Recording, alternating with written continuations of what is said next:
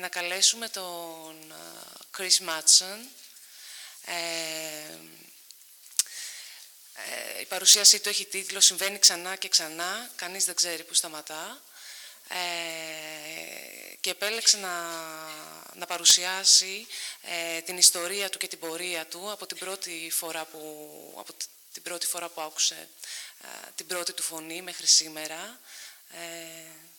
Οπότε να τον ευχαριστήσουμε και να του δώσουμε λίγο χρόνο να έρθει μέχρι εδώ.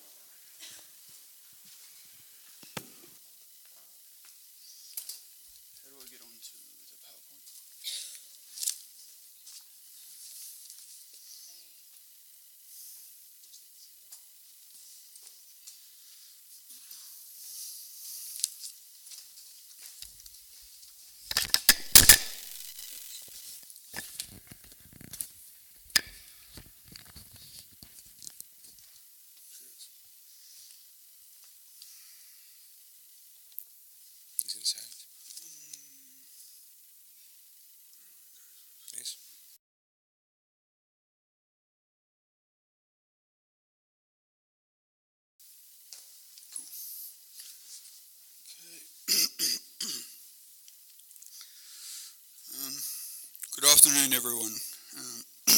Sorry, I'm a bit nervous, as you can understand, I'm sure.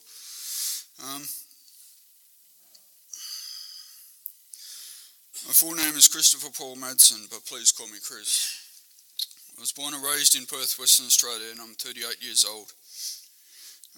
It's a very pretty city at night. I think that photo would have been taken from South Perth across the Swan River. So it's a very pretty city. So one of the things I really enjoy about telling my story is that it changes so much every time I have the opportunity to share it with people who are willing to listen.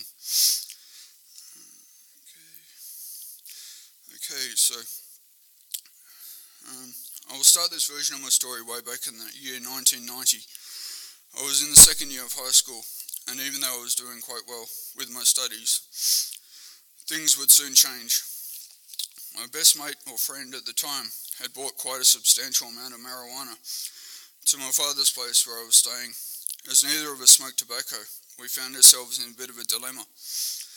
We didn't have any papers to roll a joint, so we put our genius minds together, and approximately 17 seconds later, we were rolling a joint out of notepad paper. Okay, so obviously myself, I'm not a genius, and nor was my friend. But we ended up rolling quite a large joint. I would soon know that a 14-year-old teenager from the back blocks of Perth wouldn't need to smoke a lot of marijuana to get stoned. So we laughed a bit, and then we laughed a lot more. One thing about that morning I do vividly remember is my friend saying to me, "Don't burp, as the teacher will smell the marijuana on your breath." Fortunately for me, the first class of the day was my favourite, mechanical workshop. I remember sitting at the desk in class, not really paying much attention to the teacher, when I heard a voice say to me, "Don't burp or the teacher will smell it on your breath." So at this point in time, I didn't realise that it was a voice, and if my memory is correct, I wouldn't hear another voice for the next 3 years. I do consider myself kind of lucky, as it could have been a lot worse.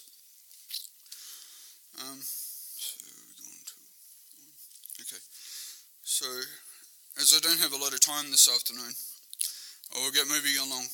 This would be the year I would turn 23 years old. I had somehow become addicted to smoking marijuana and drinking way too much alcohol. I would also find myself homeless. I would sleep at friends' homes and people's houses and on people's couches.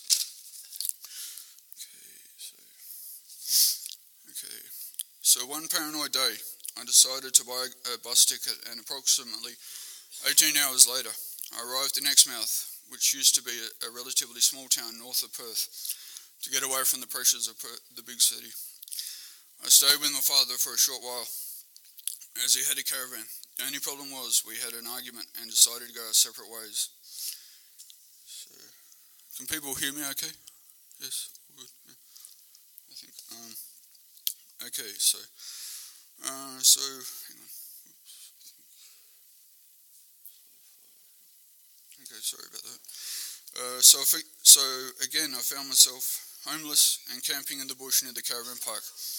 I started hearing persistent and believable voices who convinced me to take revenge on the caravan park manager who had kicked me out for not paying rent. The next day, after vandalising the caravan park that previous night, I was arrested by the Exmouth police and spent that night in the Exmouth hospital. The next morning I would wake up to a nurse asking me if I would like to go to the Graylands Hospital. As I had no money and I was far away from Perth, I agreed. I'm kind of glad I did, as I received the help I needed. After my 3-month stint in the largest psychiatric hospital in West Australia, including approximately 30 days in Smith Lockwood,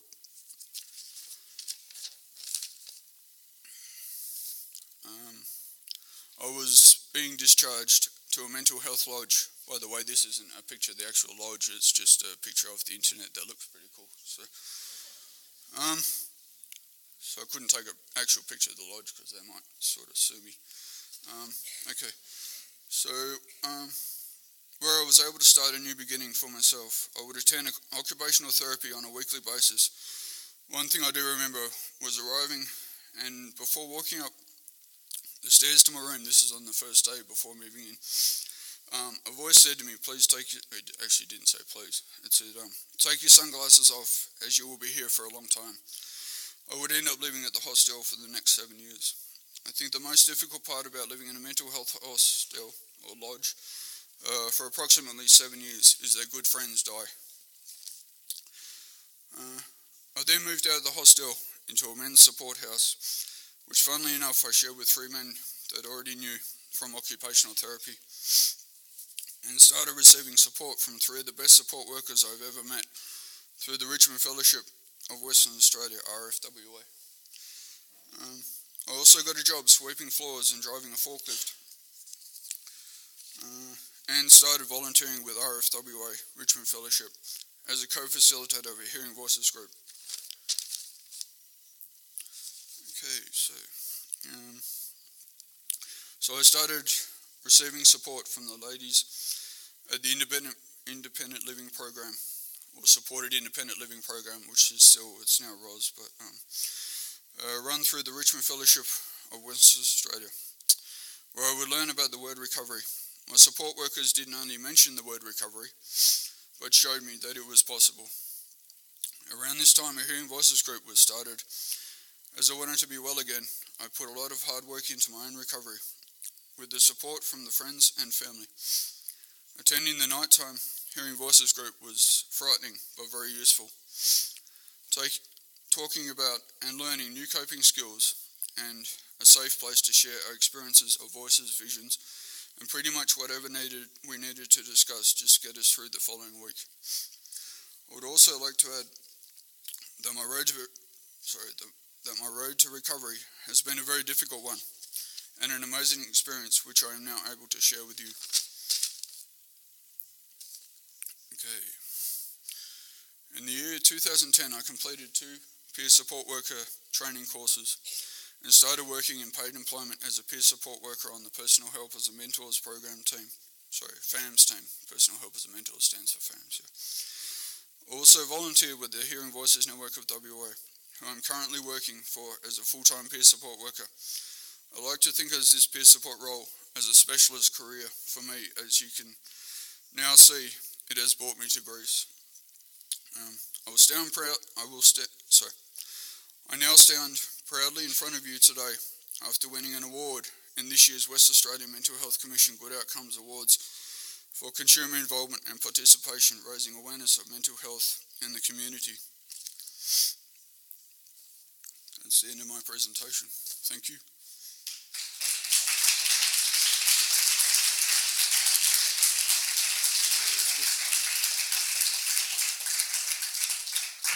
Thank you very much. Thanks for listening.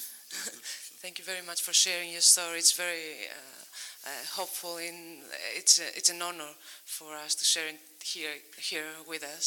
So I don't know if anyone wants to say anything to Chris or make a comment or a question. Yes. You don't have a headset.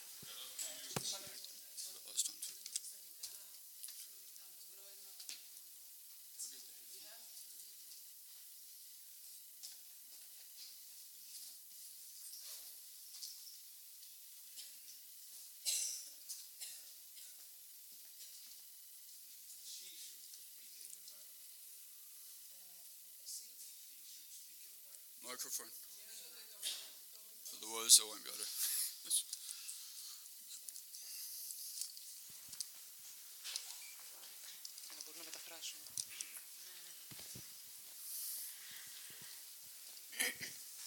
Ευχαριστούμε που ήρθατε από την άλλη μεριά του κόσμου να μας μεταδώσετε τις εμπειρίες σας. Και εγώ είμαι φροντίστρια γονιός, ας πούμε, με άτομο με ψυχικά προβλήματα. Παίρνουμε ελπίδες από εσάς σε αυτό το σημείο που έχετε φτάσει και θέλουμε και τα δικά μας τα παιδιά να φτάσουν εκεί, το εύχομαι. Αυτό που θέλω να ρωτήσω και μας καίει, και ήθελα και τους άλλους ανθρώπους που είναι εμπλεγμένοι στην ψυχική υγεία, σε ποιο ποσοστό έχουν χαμηλώσει τη φαρμακευτική τους αγωγή ή δεν παίρνουν καθόλου μετά από αυτή την εξέλιξη στην πορεία τους. Ευχαριστώ.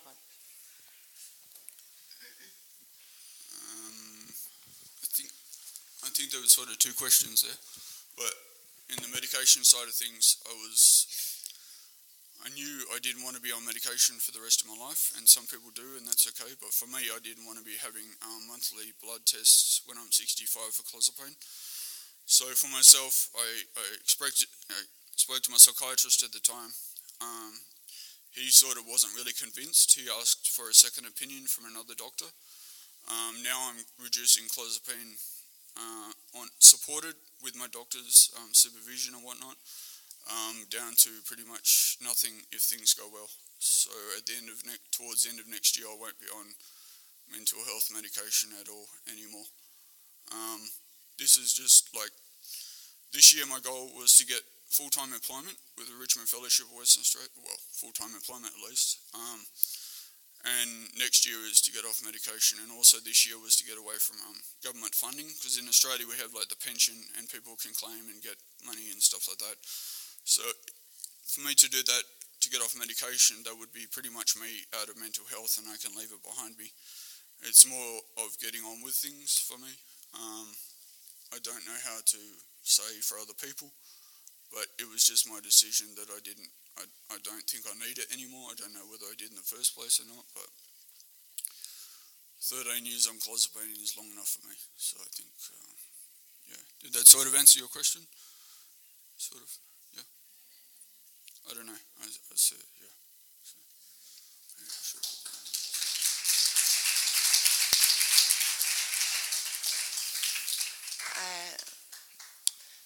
Θέλετε να ρωτήσετε στα ελληνικά?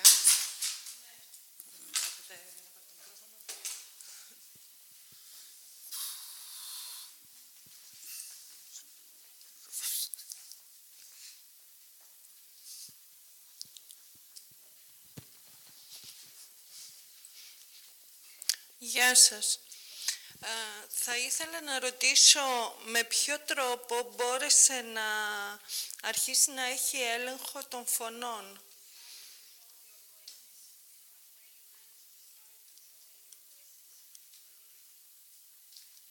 I don't control my voices. I woke up this morning and they're still giving the shits. They don't really like me at all. But I do get a reminder from nice voices every now and again that say don't listen to the other voices. And it's like, okay, I'm hearing not so good voices, but I've done the Matrix interview training through Richmond Fellowship, and I have done the Matrix interview a long time ago by someone else. But when I get a chance and I'm not so busy at work, I will do it on myself again. But to answer your question, I haven't controlled the voices. I just think that I'm smarter than the voices I hear, and they don't really stop me doing anything. So I don't know. That's about it. Νομίζω μου απαντήσατε. Ευχαριστώ.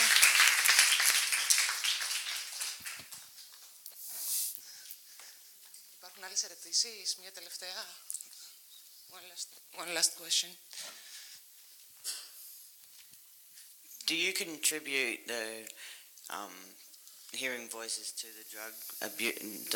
the drug use or to previous trauma? Like I said in my story, the first memorable voice I had was when I was under the influence of drugs at school. But now the less clozapine I take, it seems to be more like it wasn't just voices from drugs. It's extremely hard to explain. Coming off clozapine, the world is a different place. But people have asked me if it was my parents getting a divorce. I can't really answer, but it's just one of those things that I got used to, and it's like wanted to get on with life, and that's sort of what I did. So.